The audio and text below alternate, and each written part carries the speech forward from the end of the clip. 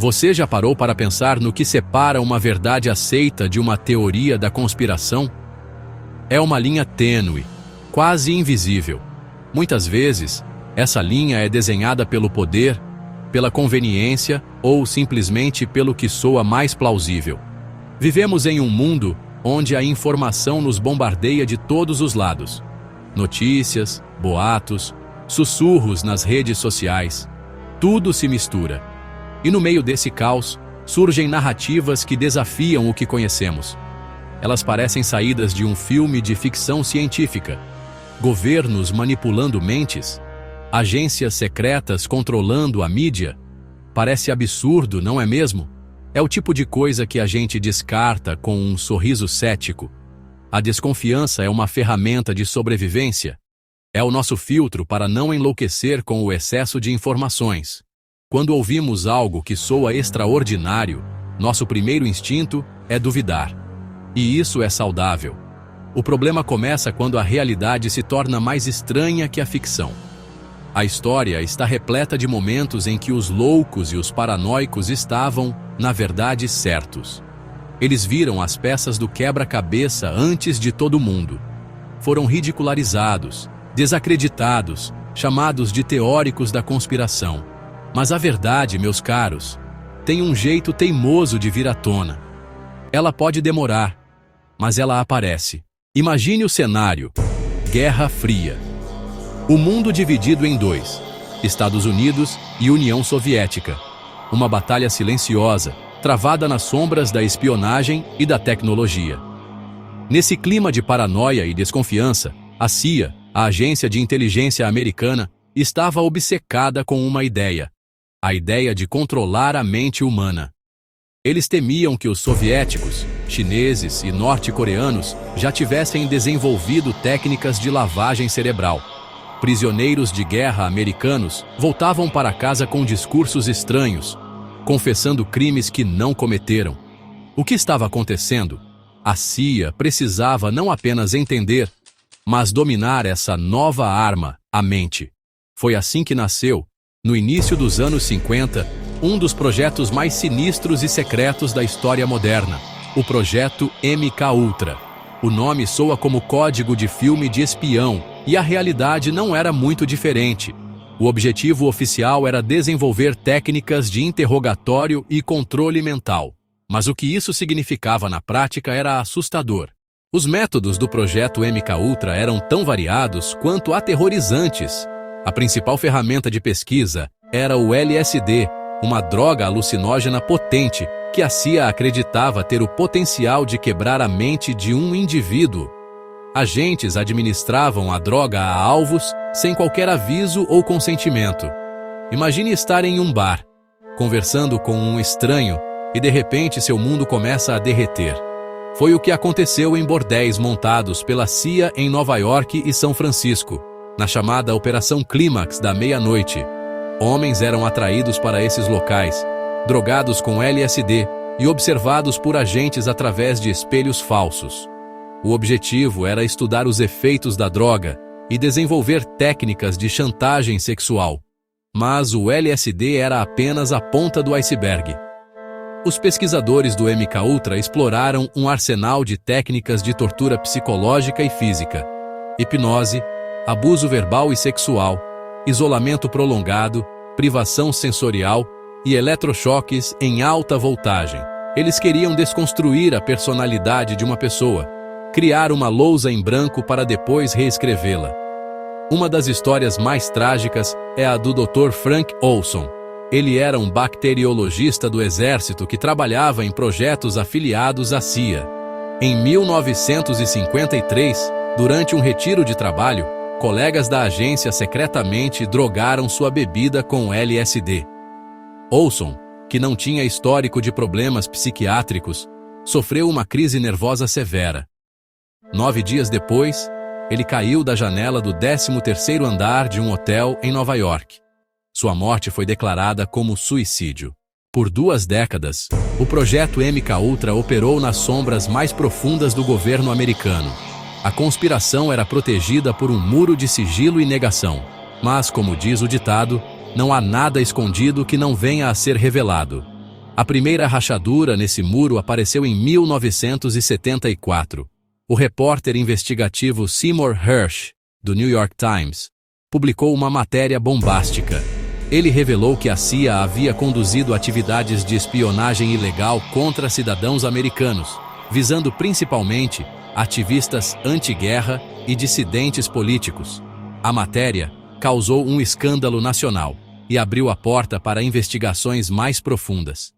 Foi durante essas investigações que o nome MKUltra veio à tona.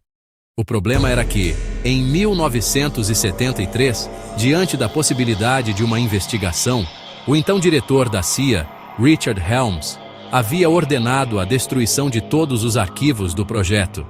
Era uma tentativa desesperada de apagar a história. A conspiração quase conseguiu se enterrar para sempre. Quase. O que Helms não sabia era que um erro burocrático havia salvado a verdade. Cerca de 20.000 páginas de documentos financeiros do MKUltra foram arquivadas no lugar errado e sobreviveram à destruição. Esses papéis, embora não detalhassem os experimentos, listavam os pagamentos feitos às 80 instituições de pesquisa. Eles eram o fio da meada. Puxando esse fio, os investigadores do Comitê Church conseguiram reconstruir o quebra-cabeça. Vamos para a noite de 17 de junho de 1972. Washington, D.C. Um segurança chamado Frank Wills está fazendo sua ronda noturna no complexo de escritórios Watergate. Ele nota algo estranho. Um pedaço de fita adesiva na fechadura de uma porta, impedindo que ela trave. Ele a remove e continua sua ronda. Mais tarde, ele passa pela mesma porta e a fita está lá de novo. Ao invés de ignorar, ele chama a polícia. O que parecia ser um simples arrombamento de terceira categoria, como disse o porta-voz da Casa Branca, era na verdade a ponta de um iceberg, uma conspiração que chegaria ao Salão Oval e derrubaria o homem mais poderoso do mundo. Os 5 homens presos dentro da sede do Comitê Nacional Democrata não eram ladrões comuns. Eles usavam ternos e luvas cirúrgicas, carregavam equipamentos de escuta e câmeras. Um deles, James McCord, era o coordenador de segurança do comitê para a reeleição do presidente Richard Nixon. A conexão era direta, mas a Casa Branca negou tudo veementemente. Nixon foi à televisão e declarou: "Posso dizer categoricamente que ninguém na equipe da Casa Branca, ninguém nesta administração, atualmente empregado, esteve envolvido neste incidente bizarro. A grande maioria do público americano acreditou nele." A teoria da conspiração, no entanto, começou a borbulhar. A investigação de Woodward e Bernstein sobre o caso Watergate parecia um beco sem saída. A Casa Branca negava tudo. As fontes oficiais estavam em silêncio. Foi então que uma figura enigmática entrou em cena. Uma fonte que se tornaria lendária. Woodward o chamava de Garganta Profunda, um nome emprestado de um filme adulto da época. Eles se encontravam secretamente em estacionamentos subterrâneos no meio da noite. A fonte nunca dava novas informações, mas confirmava o que os repórteres já haviam descoberto e os guiava na direção certa. Siga o dinheiro. Foi um de seus conselhos mais famosos. Seguindo o dinheiro, os repórteres descobriram um fundo secreto controlado pelo Comitê para a Reeleição de Nixon. Esse fundo era usado para financiar uma série de truques sujos e operações de espionagem contra os oponentes do Partido Democrata. O ponto de virada aconteceu em julho de 1973, durante as audiências do Senado sobre o caso. Um assessor da Casa Branca, Alexander Butterfield, revelou casualmente a existência de um sistema de gravação ativado por voz no Salão Oval. Nixon gravava todas as suas conversas. A revelação foi uma bomba. As fitas continham a prova definitiva da conspiração e do encobrimento. A batalha legal pelas fitas começou. Nixon se recusava a entregá-las, alegando privilégio executivo. Mas a Suprema Corte ordenou que ele o fizesse. O presidente dos Estados Unidos não estava acima da lei. Quando as fitas foram finalmente divulgadas, a verdade explodiu. Em uma das gravações, conhecida como a fita fumegante, Nixon é ouvido aprovando um plano para usar a CIA para obstruir a investigação do FBI sobre o arrombamento de Watergate. A prova era irrefutável. A conspiração era real e ia até o topo. Diante de um impeachment certo, Richard Nixon renunciou à presidência em 9 de agosto de 1974. Avançamos no tempo. Chegamos ao século XXI, a era da internet, dos smartphones, das redes sociais. Compartilhamos nossas vidas online com uma facilidade nunca antes vista.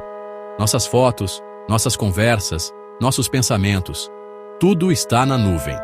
E por muito tempo, uma teoria da conspiração persistiu nos cantos mais obscuros da internet.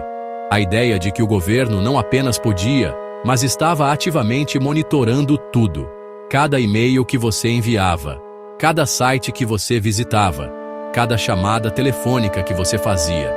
A Agência de Segurança Nacional, a NSA, era o centro dessa teoria. Uma agência tão secreta que suas iniciais eram jocosamente chamadas de No Such Agency, ou seja, não existe tal agência. Essa teoria soava como o enredo do livro 1984 de George Orwell. A figura do grande irmão, o Estado onisciente que tudo vê e tudo ouve. Era ficção, diziam. As leis protegem nossa privacidade. O governo precisaria de um mandado para ouvir nossas conversas. A tecnologia para monitorar bilhões de pessoas em tempo real seria complexa e cara demais. Era paranoia. Eram os medos de um mundo pós-11 de setembro sendo levados ao extremo. As autoridades americanas, incluindo o presidente Barack Obama, garantiam ao público que ninguém estava ouvindo suas chamadas telefônicas. Havia supervisão, diziam. Havia limites. Então, em junho de 2013, um jovem de 29 anos, funcionário de uma empresa terceirizada da NSA, mudou tudo. Seu nome era Edward Snowden. Ele voou para Hong Kong com um tesouro de documentos ultra-secretos. Ele os entregou a jornalistas, incluindo Glenn Greenwald e Laura Poitras. O que esses documentos revelaram foi mais chocante e abrangente do que qualquer teórico da conspiração jamais havia imaginado. A NSA, em parceria com agências de inteligência de outros países, havia construído um sistema de vigilância global. Um sistema capaz de coletar e armazenar as comunicações de centenas de milhões de pessoas, incluindo cidadãos americanos. Os programas tinham nomes de código como PRISM e XKeyscore. O PRISM dava à NSA acesso direto aos servidores de gigantes da tecnologia como Google, Facebook, Apple e Microsoft. A agência podia coletar seus e-mails, vídeos, fotos e históricos de busca. O XKeyscore era ainda mais poderoso. Era um programa que permitia a um analista da NSA pesquisar vastas bases de dados de comunicações globais usando apenas um endereço de e-mail ou um nome. Chegamos ao fim da nossa jornada. Vimos como a CIA drogou seus cidadãos, como um presidente mentiu para sua nação e como agências secretas monitoram nossas vidas digitais. Essas histórias não são ficção, são fatos documentados. Elas começaram como teorias sussurradas, como ideias malucas que foram ridicularizadas, e terminaram nas manchetes dos jornais e nos livros de história. Elas nos ensinam uma lição poderosa sobre o poder, o segredo e a natureza humana. E nos deixam com uma pergunta desconfortável: em que devemos acreditar? Se as conspirações mais inacreditáveis podem ser reais, como podemos navegar neste mar de informações e desinformação? O primeiro passo é aceitar a complexidade. O mundo não é preto e branco. Nem toda teoria da conspiração é verdade, mas nem toda versão oficial é mentira. A desconfiança cega é tão perigosa quanto a fé cega. Desconfiar de tudo e de todos nos leva ao isolamento e à paranoia. Nos torna presas fáceis para narrativas perigosas que negam a ciência ou promovem o ódio. Por outro lado, aceitar tudo o que as autoridades nos dizem sem questionar é abrir mão do nosso papel como cidadãos críticos e vigilantes. O equilíbrio está no meio, na dúvida saudável, no ceticismo curioso. Então, como diferenciar uma teoria provável de uma fantasia perigosa? Olhe para as evidências. Uma teoria da conspiração real, como o Watergate ou a vigilância da NSA, deixa um rastro, documentos, testemunhas, vazamentos. Uma teoria perigosa geralmente se baseia em boatos, em ouvir dizer, em vídeos de fontes duvidosas. Ela apela para a emoção, não para a lógica. Ela identifica um bode expiatório e joga toda a culpa nele. Ela simplifica problemas complexos em uma única explicação maligna. Aprender a verificar fontes, a cruzar informações e a identificar falácias lógicas é a nossa principal ferramenta de defesa nesta era da pós-verdade. No final das contas, a lição dessas histórias não é que devemos acreditar em todas as conspirações. É que devemos ter a coragem de questionar. A coragem de um segurança noturno que vê uma fita na porta 2 vezes. A coragem de 2 repórteres que não aceitam um não como resposta. A coragem de um analista que arrisca tudo para revelar a verdade. A história nos mostra que o poder, quando não é vigiado, tende a abusar. E a vigilância é nosso trabalho. É nossa responsabilidade. Manter os olhos abertos, a mente crítica e nunca, jamais, ter medo de fazer a pergunta mais importante de todas. Isso é mesmo verdade?